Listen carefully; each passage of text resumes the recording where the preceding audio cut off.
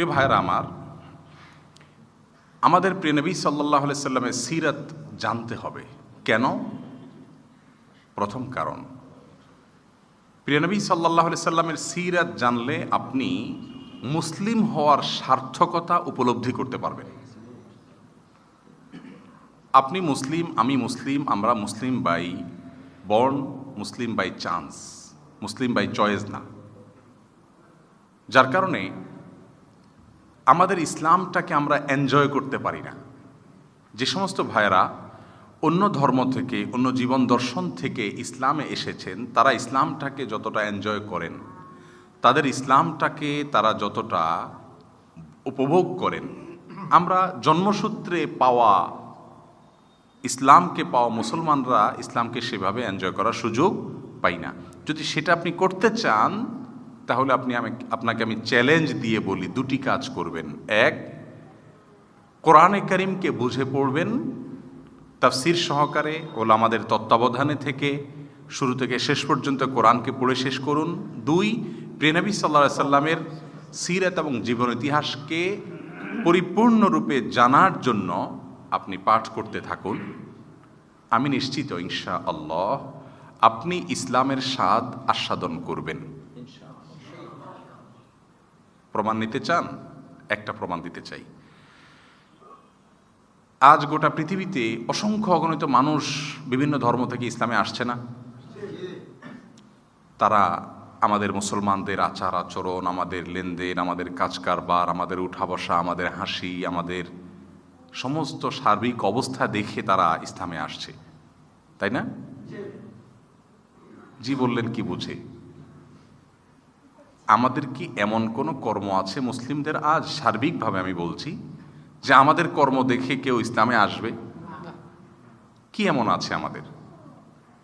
আমাকে একজন গার্মেন্টস ব্যবসায়ী, বড় মাপের দেশের একজন গার্মেন্টস ব্যবসায়ী, নাম বললে আপনারা অনেকে চিনেও যাবেন, তিনি বললেন যে ভাই, আমার একজন ক্লায়েন্ট আমাকে বললেন যে আমার অমুক তারিখে মালটা ডেলিভারি দিতে হবে। তো আমি বললাম ইনশাআল্লাহ আমি তোমাকে ডেলিভারি দিয়ে দিব।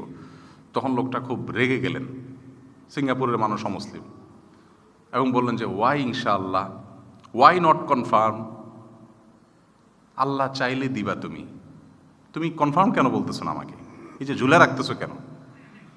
তখন উনি একটা ব্যাখ্যা দিলেন, বলেন যে ভাই, আমরা মুসলিমরা আল্লাহ চাওয়ার উপরে ডিপেন্ড করে বলি, কারণ তিনি না চাইলে কিছুই হয় না, কিন্তু আমি তোমাকে দেবো এটা কনফার্ম আমার পক্ষ থেকে। তখন লোকটি বলল, না আসলে তোমার আল্লাহর প্রতি কোনো বিদ্বেষ আমার নাই, বিদ্বেষটা হলো এই ইনশাআল্লাহ শব্দটার প্রতি। তখন বলল যে ব্যাপার কি, আপনি ইনশাআল্লাহ শব্দের প্রতি বিদ্বেষ কেন? বললেন যে এর কারণ হলো, ইতিপূর্বে যত আমি দেখেছি ক্লায়েন্ট, যত লোক দেখেছি, আমাকে ইনশাআল্লাহ বলে তোমাদের দেশে বলছে, এরা সবাই তাদের কথা রাখে নাই। তখন আমি বুঝতে পারছি তোমরা চিটারি করার নিয়ত থাকলে ইনশাআল্লাহ বলো মনে হয়। একজন অমুসলিমের কাছে একজন মুসলমানের ইনশাআল্লাহর অপব্যবহার বা কথা রক্ষা না করার কারণে কি বার্তা চলে গেল লক্ষ্য করেছেন? কত ডেঞ্জারাস একটা বার্তা চলে গেল শুধুমাত্র আমাদের একটা ভুলের কারণে। এরকম অসংখ্য অগণিত অপরাধ আমরা করে যাচ্ছি না দিন দিন? তাহলে আমাদেরকে দেখে ইসলামে আসার কোনো কারণ থাকতে পারে না। আজও পর্যন্ত সারা বিশ্ব জুড়ে যত মানুষ ইসলামের ছায়াতলে আসছে, তারা দুই কারণে আসছে। এক, আপনি দেখুন বেশিরভাগ মানুষ ইসলামে আসছে কোরআন পাঠ করে, আর কিছু মানুষ আছে যারা ইসলামে আসছে প্রিয় নবী সাল্লাল্লাহু আলাইহি সাল্লামের জীবন দর্শনকে অধ্যয়ন করে।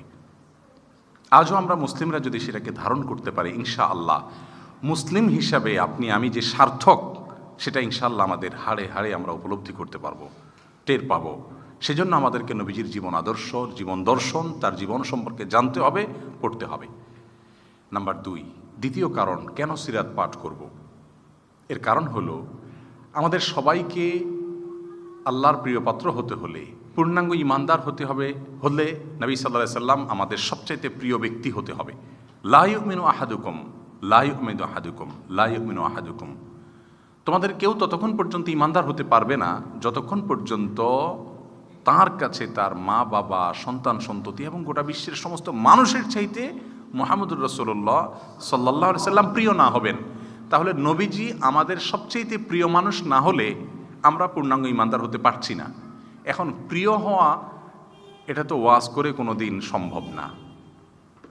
আমি যদি আপনাকে অনেক ফজিলত বলি একজন অচেনা মানুষ সম্পর্কে, তো আপনি ওয়াজ শুনেই তার প্রতি ভালোবাসা জন্মে যাবে না, এটা হলো বাস্তবতা। ভালোবাসা জন্মাতে হলে নবী সম্পর্কে জানতে হবে। তার সম্পর্কে আপনি যত বেশি জানবেন, শুনবেন, বুঝবেন, তার গুণ যত বেশি আপনি শুনবেন, তার পূর্ণতাগুলো যত সবই আপনার সামনে আপনার সামনে উদ্ভাসিত হবে, উন্মোচিত হবে, তত বেশি আপনার মধ্যে তার প্রতি ভালোবাসা স্বয়ংক্রিয়ভাবেই তৈরি হয়ে যাবে। এই জন্য নবীজির প্রতি ভালোবাসা যেহেতু ঈমানের জন্য পূর্বশর্ত, আর তার ভালোবাসা সৃষ্টির জন্য তার জীবন সম্পর্কে আমাদেরকে জানতে হবে ইনশাআল্লাহ। প্রিয় ভাইয়েরা আমার, তৃতীয় কারণ হলো তিনি আল্লাহর পক্ষ থেকে আমাদের জন্য মডেল। আল্লাহ তাআলা তাঁর রাসূল সম্পর্কে বলেছেন, লাকাদ কানা লাকুম ফি রাসূলিল্লাহি উসওয়াতুন হাসানাহ, তোমাদের জন্য আল্লাহর রাসূলের মধ্যে উত্তম আদর্শ আছে। উত্তম আদর্শ যেহেতু তার মধ্যে আল্লাহ তাআলা রেখেছেন, অতএব তাকে স্টাডি করার, তাকে জানার কোনো বিকল্প হতে পারে না। চতুর্থ কারণ হলো প্রিয় নবী সাল্লাল্লাহু আলাইহি ওয়াসাল্লামের জীবন আদর্শ এটা সবচেয়ে শামিল এবং ব্যাপক। আপনি পৃথিবীতে বহু মনীষী পাবেন, তার হয়তো কোনো একটা দিক অনেক বেশি উজ্জ্বল। কেউ হয়তো কবি, কেউ সাহিত্যিক, কেউ রাজনীতিক, কেউ বিশেষ কোনো ক্ষেত্রে দার্শনিক, কারোর বিশেষ কোনো ক্ষেত্রে অবদান আছে। কিন্তু আমাদের প্রিয় নবী সাল্লাল্লাহু আলাইহি সাল্লামকে আল্লাহ রাব্বুল আলামিন যেহেতু গোটা বিশ্ব মানবতার জন্য মডেল করে পাঠিয়েছেন, এজন্য তার জীবনে আল্লাহ রাব্বুল আলামিন ব্যাপকতার ব্যাপকতর দিকগুলো সব দিয়ে দিয়েছেন। এত বেশি ব্যাপক যে আপনি বাবা হলেও তার জন্য আদর্শ তার মধ্যে আছে, আপনি সন্তান হলেও আপনার জন্য তার মধ্যে আদর্শ আছে, আপনি সৈনিক হলেও আপনার জন্য তার জীবনে আদর্শ আছে, আপনি রাষ্ট্রনায়ক হলেও তার জীবনে আপনার জন্য আদর্শ আছে, আপনি সুখী মানুষ হলেও আপনার জন্য তার জীবনে আদর্শ আছে, কারণ সুখ তার জীবনে এসেছে। আপনি দুঃখী মানুষ হলেও আপনার জন্য আদর্শ তার মধ্যে আছে, কারণ তিনি দুঃখ পোহাইছেন এবং দুঃখেরও মুখোমুখি তিনি হয়েছেন। এভাবে গোটা জীবনের এমন কোনো পার্ট পাবেন না যে পার্টে নবী সাল্লাল্লাহু আলাইহি সাল্লামের জীবনে আদর্শ আপনি খুঁজে পাবেন না। এমন একটা টপিক আপনি খুঁজে পাবেন না যে টপিকে নবী সাল্লাল্লাহু আলাইহি সাল্লাম থেকে কোনো না কোনো হাদিস, কোনো না কোনো উক্তি, কোনো না কোনো নসিহত আপনি খুঁজে পাবেন না। আজকাল যে সমস্ত মুখরোচক স্লোগানের কথা আমরা শুনি, এই সব মুখরোচক স্লোগানগুলো আজ আমরা শুনছি, কিন্তু প্রিয় নবী সাল্লাল্লাহু আলাইহি সাল্লাম এগুলো 1400 বছর আগেই বলে গেছেন। এখন আমরা শুনছি বৃক্ষ নিধন বন্ধ করুন, পরিবেশ বাঁচান। প্রিয় নবী সাল্লাল্লাহু আলাইহি সাল্লাম 1400 বছর আগেই বলে গেছেন যে ইসরাফিল সিংহা ফুৎকার দিবে, তুমি দেখতে পাচ্ছ, তোমার হাতে গাছের চারা আছে, আগে চারা রোপণ করো, দুনিয়া ধ্বংস হয়ে যাবে এটা তোমার দেখার দরকার নেই, চারা রোপণ করো, বৃক্ষ লাগাও, বৃক্ষ নিধন বন্ধ করো, যদি কেউ বিনা প্রয়োজনে কাটে তার মাথার উপরে জাহান্নামের আগুন নিক্ষেপ করা হবে, বৃক্ষ নিধন বন্ধ করো। বৃক্ষ নিধনের গুরুত্ব তো আজকাল আমরা বুঝতে পারছি কলকারখানার ধোঁয়ার কারণে, কিন্তু 1400 বছর আগে প্রিয় নবী সাল্লাল্লাহু আলাইহি সাল্লাম এই সম্পর্কে আমাদেরকে বলে গেছেন। তাহলে পরিবেশবাদীদের কাছে নীতিবাক্যের সবক নেওয়ার কোনো প্রয়োজন নাই, আমার নবী জীবন আদর্শে সেটা আছে না নাই? একটা মাত্র বললাম এক্সাম্পল স্বরূপ। আজ নারী মুক্তির কথা শুনেন, নারী মুক্তি নিয়ে আমার নবী আলাইহিস সালাম যা বলেছেন সেটা তো 2-4 ঘন্টা ওলামায়ে কেরাম বলতে পারবেন। কোথায় ছিল নারীর অবস্থান, কোথায় ছিল, কোথায় তুলে দিয়েছেন? কোরআনে একটা সূরা রেখেছেন, সূরাতুন নিসা। সূরাতুর রিজাল নামে কোনো সূরা নাই। শুধু কি তাই? কোনো বাবা যদি 2জন 3জন অথবা 2জন কন্যা সন্তান, এমনকি যদি একজন কন্যা সন্তানও লালন পালন করেন, তারবিয়াত করেন, সদাচরণ করেন, সুশিক্ষা শিক্ষিত করেন, সুনাগরিক রূপে তাকে গড়ে তোলেন, আদর্শ মুসলিম হিসাবে গড়ে তোলেন, তাহলে তার জন্য নবী সাল্লাল্লাহু আলাইহি ওয়াসাল্লাম জান্নাতের গ্যারান্টি নিয়েছেন, গ্যারান্টি দিয়েছেন। অথচ 1 ডজন ছেলে সন্তানের বাবা হলে, মা হলে তার জন্য কোনো ফজিলতের কথা কোরআন হাদিসে কোথাও আমি পাই না, ওলামায়ে কেরাম পেলে জানাবেন। 1 ডজন ছেলে জন্ম দিয়েছেন, খাইয়ে দাইয়ে হৃষ্টপুষ্ট করেছেন, কিন্তু কোনো ফজিলতের কথা আমার জানা নাই। কিন্তু মেয়ে মাত্র 2টাই যদি করেন তাহলে জান্নাতের গ্যারান্টি। আর কি চান বলেন? আসল জায়গা জান্নাত, সে সম্পর্কে আল্লাহ কোরআনে ঘোষণা দিয়েছেন যে তোমাদের মধ্য থেকে মিন যাকারিন আও উনসা, নারী হোক আর পুরুষ হোক, যেই ভালো কাজ করবে ঈমান আনার পরে, ফালানুহিয়ান্নাহু হায়াতান তাইয়্যিবা ওয়া লানাজজিয়ান্নাহুম আজরাহুম বিআহসানি মা কানু ইয়ামালুন। কত মর্যাদা দিয়েছে, সারা রাত বলে শেষ করা যাবে না। আজ নারীবাদের মুখরোচক স্লোগানগুলো দেখে আমরা আপ্লুত হয়ে যাই। আরে ভাই, আপনি তো সেই রাসূলের উম্মত যিনি 1400 বছর আগে এগুলো দিয়ে গেছেন। যখন নারীর আজকের যে প্রেক্ষাপট আমরা দেখতে পাচ্ছি, এর চাইতে হাজার গুণ কঠিন সময় ছিল, সেই সময় তিনি এসব বলে গেছেন। তাহলে নবীজি সম্পর্কে আমাদের জানতে হবে, প্রিয় নবী সাল্লাল্লাহু আলাইহি ওয়াসাল্লাম সম্পর্কে জানতে হবে। কেন? কারণ তার জীবন আদর্শটা শামেল, ব্যাপক।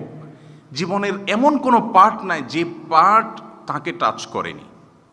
দেখুন, মক্কার মুশরিকরা যখন তাকে কোনোভাবে থামাতে পারেনি, তাকে ভয় দেখিয়েছেন, ষড়যন্ত্র করেছেন, লোভ দিয়েছেন, প্রলোভন দিয়েছেন, ছাড় দিয়েছেন, পাকড়াও করেছেন, কষ্ট করেছেন। এমন কি আছে যে কোন ধাপ তিনি অতিক্রম করেন না? সবগুলো অতিক্রম করেছেন। কোন পরিস্থিতিতে তিনি কি করেছেন সেটাই আমাদের জন্য শিক্ষণীয় বিষয়, ফিকহ সিরাত যেটাকে বলা হয়।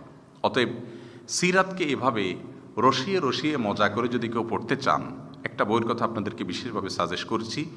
সৈয়দ আবুল হাসান আলী আন-নাদবী রাহিমাহুল্লাহ ভারতবর্ষের অনেক বড় মাপের একজন মনীষী এবং ইতিহাস সম্পর্কে গোটা মুসলিম বিশ্বের সবচেয়ে আলোড়ন সৃষ্টিকারী লেখকদের মধ্যে থেকে একজন।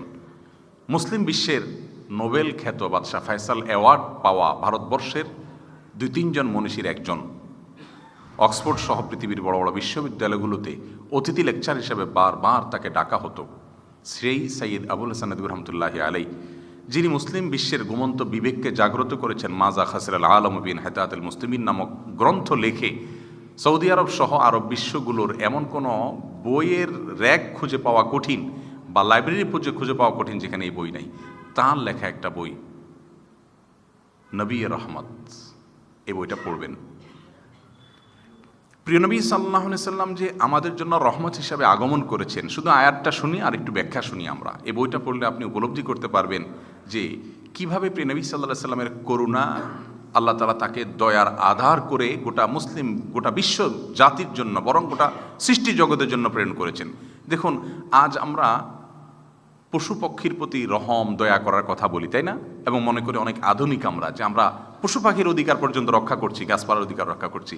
ভাই, আমার নবী সাল্লাল্লাহু আলাইহি সাল্লাম 1400 বছর আগে বলে গেছেন, তোমরা যদি কোনো পশু পাখি জবাই করে খেতেও হয়, ছুরি ভালো করে ধার দিয়ে নাও, অপ্রয়োজনে তাকে কষ্ট দিও না। পিপিলিকে একজন আগুন দিয়ে পোড়াচ্ছেন, তিনি বলেছেন, কেন আগুন দিয়ে পোড়াচ্ছ? পোড়াতেই কষ্ট, যদি তাকে হত্যা করতেই হয়, তোমাকে জ্বালাতন করে, তাহলে কম কষ্ট দিয়ে তাকে মেরে ফেলো, কেন আগুন দিয়ে পোড়াচ্ছ? নিষেধ করেছেন। কোনটার কথা বলবেন আপনি আজ? কোন মুখরোচক স্লোগানের কথা বলবেন? যত ইজম আজ আমাদেরকে, মুসলিমদের সন্তানদেরকে আকৃষ্ট করছে মুখরোচক স্লোগান দিয়ে, এই সবগুলো আমার নবী সাল্লাল্লাহু আলাইহি ওয়াসাল্লাম তার চাইতে হাজার গুণ বলিষ্ঠভাবে বলে গেছেন। কারণ কিয়ামত পর্যন্ত আগত মানুষের কি কি সমস্যা থাকবে, সংকট থাকবে, তার সবগুলো আল্লাহ তাআলা তার মাধ্যমে সমাধান করিয়ে দিয়েছেন। এই জন্য বলছি, সিরাত পাঠ করতে হবে। তার আরেকটি কারণ হলো, প্রিয় নবী সাল্লাল্লাহু আলাইহি সাল্লামের জীবন হলো ব্যাপক, আপনি সব কিছুর সমাধান পাবেন সেখানে। আরেকটি বড় কারণ হলো, প্রিয় নবী সাল্লাল্লাহু আলাইহি সাল্লামের জীবন ইতিহাস সুসংরক্ষিত। পৃথিবীর ইতিহাসে এমন একজন মনীষী আপনি দেখাতে পারবেন না যার জীবন ইতিহাসকে সংরক্ষণ করবার জন্য, তার কথামালাকে সংরক্ষণ করবার জন্য হাজার হাজার লক্ষ মানুষের জীবন ইতিহাসকে সংরক্ষিত করা হয়েছে। আসমাউর রিজাল নামক একটা শাস্ত্র রচনা করা হয়েছে। যে ব্যক্তি বলেছে ক্বালা রাসূলুল্লাহ, সাথে সাথেই ওই ব্যক্তির গোটা জীবন ইতিহাস সংরক্ষণ করা হয়েছে। কে সে? কোথায় তার জন্ম হয়েছে? রাসূলের কথাটা বলেছে, এই কথা যে বলেছে কার কাছ থেকে তিনি শুনেছেন, জীবনে কখনো মিথ্যা বলেছেন কিনা, তার স্মৃতিতে কখনো বিভ্রাট দেখা দিয়েছে কিনা, কোনো বয়সে এসে সমস্যা হয়েছে কিনা, কয়টা শহর তিনি সফর করেছেন, কয়জন মানুষের সাথে তিনি সাক্ষাৎ করেছেন, তার নেচারটা কি, রাস্তায় কখনো হাঁটতে হাঁটতে বাদাম এবং বুট খেয়েছেন কিনা, অর্থাৎ তার ভিতরে ভারতের কোনো অভাব ছিল কিনা। এভাবে একটা মানুষের জীবনে যা হতে পারে সবগুলোকে পুঙ্খানুপুঙ্খরূপে সংরক্ষণ করে লক্ষ লক্ষ মানুষের জীবনীকে হেফাজত করে সংরক্ষণ করা হয়েছে, শুধুমাত্র একজন মানুষের কথা ফিল্টার করে পিওর কথাগুলো কিয়ামত পর্যন্ত আগত মানুষের কাছে পৌঁছানোর জন্য। এটা পরিকল্পনা করে কোনো রাজা বাদশাহ, পৃথিবীর কোনো শক্তি 1400 বছর তো দূরের কথা, 100 বছরও সংরক্ষণ করতে পারবে না। এর কোনো ইতিহাস নাই, এর কোনো নজির নাই। এ সবগুলো প্রমাণ করে যে তিনি আল্লাহর রাসূল, আল্লাহ তাআলা তার জীবনীকে সংরক্ষণ করছেন। সৌভাগ্যবান সে যে সেটা নিজে স্টাডি করেছে, ধারণ করেছে। দুর্ভাগা হতভাগা সে যে সেখান থেকে কোনো কিছু শিখতে পারেনি। তাহলে প্রিয় নবী সাল্লাল্লাহু আলাইহি সাল্লামের সিরাত সম্পর্কে আমাদের জানতে হবে, তার কারণ তার জীবনী, তার কথামালা এটা নির্ভুলভাবে, অত্যন্ত নির্ভরযোগ্যভাবে আমাদের পর্যন্ত পৌঁছানোর জন্য নানা রকমের আয়োজন করা হয়েছে। প্রিয় ভাইরা আমার, আমরা আর কথা বাড়াবো না, একটি বিষয় বলে আমি ইতি টানবো ইনশাআল্লাহ। আমাদের প্রিয় নবী সাল্লাল্লাহু আলাইহি সাল্লামের জীবন আদর্শের দুটি দিক আজ আমাদের থেকে অত্যন্ত দুঃখজনকভাবে হারিয়ে গেছে। তার একটি হলো পারস্পরিক লেনদেন, মানুষের অধিকার, পশু পাখির অধিকার, অন্যের অধিকার, এগুলো আদায়ের ব্যাপারে আমার নবী সাল্লাল্লাহু আলাইহি সাল্লাম যতটা সোচ্চার ছিলেন, যতটা জোরালো ভূমিকা রেখেছেন, যত হাদিস বলেছেন, সেগুলোর ব্যাপারে আজ আমাদের তেমন কোনো আগ্রহ নেই।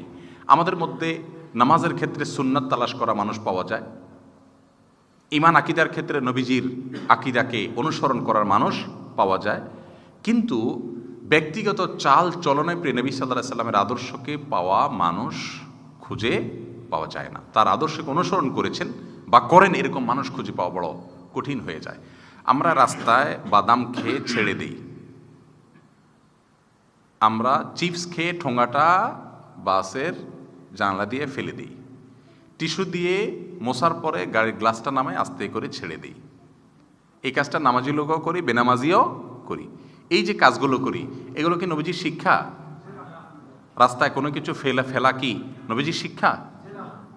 ইয়াকুমুল জুলুস আলা তারিক, যে নবীজি শিক্ষা দিয়েছেন রাস্তায় তোমরা বসে মানুষের চলাচলে ডিস্টার্ব করবে না, রাস্তায় চলে রাস্তার হক আদায় করবে। এমাতাতুল আযা আনিত তারিক, মানুষের জন্য কষ্টের কারণ হয় এমন কিছু রাস্তা থেকে সরানোকে যে রাসূল ঈমানের অঙ্গ বলেছেন, সেই রাসূলের উম্মত হয়ে রাস্তায় আমি ফেলে ড্রেনে জ্যাম সৃষ্টি করার কারণ হচ্ছি, পরিবেশ দূষণের কারণ হচ্ছি। এটা কি ঈমানের শিক্ষা? এটা কি নবী সাল্লাল্লাহু আলাইহি ওয়াসাল্লামের শিক্ষা? কিন্তু এমন মুসলিম আপনি কয়জন পাবেন ঢাকা শহরে, যেই মুসলিম টিস্যুটা ফেলার আগে মনে হয় না এটা আমার নবীজির আদর্শের খেলাফ, আমি এটা রেখে দিব, নির্দিষ্ট স্থানে গিয়ে ফেলবো? কয়জন মুসলিম আছে বলেন? প্রিয় ভাইরা আমার, এভাবে নবী সাল্লাল্লাহু আলাইহি সাল্লামের সুন্নাহগুলো একটা একটা করে আমাদের থেকে হারিয়ে গেছে। আমাদেরকে তার জীবন আদর্শকে ধারণ করতে হবে যদি আমরা আমাদের জীবনকে সৌন্দর্যমণ্ডিত করতে চাই। এই একটি দিক যে আমরা গোটা সমাজ, মানুষের অধিকার, এগুলো নিয়ে কথা বলি না। আমার লজ্জা হয় যখন দেখি এই জিনিসগুলো অমুসলিমদের মধ্যে অত্যন্ত বলিষ্ঠভাবে আছে। ঠিক না? ঠিক। উন্নত দেশগুলোতে চলে যান, তারা অমুসলিম, কিন্তু প্রিয় নবী সাল্লাল্লাহু আলাইহি সাল্লামের এই সমস্ত সুন্নাহগুলোকে তারা খুব সুন্দরভাবে পালন করে। সেগুলো দেখে আমাদের অনেক মুসলিম বলে, দেখছো তারা আমাদের চেয়ে বেটার, আমাদের চেয়ে ভালো। এই যে মানুষ ইসলাম থেকে দূরে সরে যাচ্ছে, আপনার আমার প্রত্যেকের দায় আছে এটার জন্য, আল্লাহর কাছে জবাবদিহি করতে হবে। অতএব কোনো মানুষের অধিকার, সমাজের অধিকার, কারোর অধিকার আমরা নষ্ট করব না। যে নবী আমাদেরকে শিক্ষা দিয়েছেন আহাব্বুন নাস ইলাল্লাহি আনফাউহুম লিন-নাস, আল্লাহর কাছে সবচেয়ে প্রিয় মানুষ সে যে মানুষের জন্য সবচেয়ে বেশি উপকারী হয়, মানুষের সবচেয়ে বেশি কল্যাণ করে, কারোর ক্ষতি তার দ্বারা হয় না, সবার উপকার করে, গোটা সমাজকে নিয়ে ভাবে, নিজেকে নিয়ে শুধু ভাবে না, সে সবচেয়ে প্রিয় মানুষ। আজকে সেরকম পরোপকারী মানুষ হওয়ার মতো মুসলিমের বড় অভাব। আল্লাহ তাআলা আমাকে, আপনাকে, আমাদের সবাইকে সেই তৌফিক দান করুন। দ্বিতীয় যেটি, তা হলো নবী সাল্লাল্লাহু আলাইহি সাল্লামের আখলাক, আচরণ, তার ব্যবহার, অমায়িক কথাবার্তা, অমায়িক আচরণ, কারোর সাথে দুরাচরণ না করা। এটা তো সোনার হরিণ হয়ে গেছে। আমরা সবাই আচরণ ভালো করি বিশেষ বিশেষ জায়গায়, বসের সঙ্গে একেবারে ভদ্র থেকে ভদ্রতর আমরা সাজি, তাই না? প্রথম বিয়ে করতে গেলে হবু শ্বশুর, হবু আপনার সম্বন্ধী, তাদের সাথে এত সুন্দর অ্যাপ্রোচে আমরা কথা বলি। পৃথিবীর সবচাইতে আদর্শ মানুষের প্রতিকৃতি তখন আমাদের চেহারায় ফুটে ওঠে, তাই না? একেবারে কাচুমুচু করে এত সুন্দর করে ফুটে তুলি। অথচ এই মানুষটাই একটা রিক্সাওয়ালার সাথে যখন টকজগ হয় তখন তুই তোকারি করে গালিগালাজ করে, কাজের বুয়ার সাথে দুরাচরণ করে, নিজের স্ত্রীর সাথে খারাপ আচরণ করি আমরা। ঠিক না? ঠিক। সবার সঙ্গে, কেউ দেখুক আর না দেখুক, সর্বনিম্ন থেকে সর্বোচ্চ মানুষ পর্যন্ত সকলের সঙ্গে সুন্দর আচরণ করা, রাগ ক্রোধকে কন্ট্রোল করা, নবী সাল্লাল্লাহু আলাইহি সাল্লামের আদর্শকে ধারণ করা, এটা কঠিন একটি বিষয়। এটিও হারিয়ে গেছে সমাজ থেকে। আমরা অনেকেই কিন্তু বিনয়ী মানুষের ভান ধরতে পারি। এই যে আমি আপনাদের সঙ্গে কথা বলছি, কত সুন্দর করে বলছি, আপনাকে বসাই দিলে আপনিও বলতে পারবেন মাশাআল্লাহ কত চমৎকার করে বিনয়ের সাথে, বাট আপনার আসল রূপ আপনার স্ত্রী জানে, আপনার মা জানে, আপনার বাবা জানে, অধীনস্থ লোকেরা জানে। ঠিক না ঠিক? ভাইরা আমার, প্রত্যেকটা মানুষ আপনার সম্পর্কে সার্টিফিকেট দিতে বাধ্য হবে যে এই লোকটা কখনো কাউকে কষ্ট দেয় না। সেরকম আখলাক আমাদের ধারণ করতে হবে, শুধু সিরাত পড়লে হবে না। আল্লাহ তাআলা আমাদের সকলকে প্রিয় নবী সাল্লাল্লাহু আলাইহি সাল্লামের জীবন থেকে হারিয়ে যাওয়া এই দুটি বিষয়কে আমাদের মধ্যে ধারণ করার তৌফিক দান করুন। হাদা ওয়া সাল্লি ওয়া সাল্লিম আলা নবিয়িনা মুহাম্মদ ওয়া জাযাকুমুল্লাহ।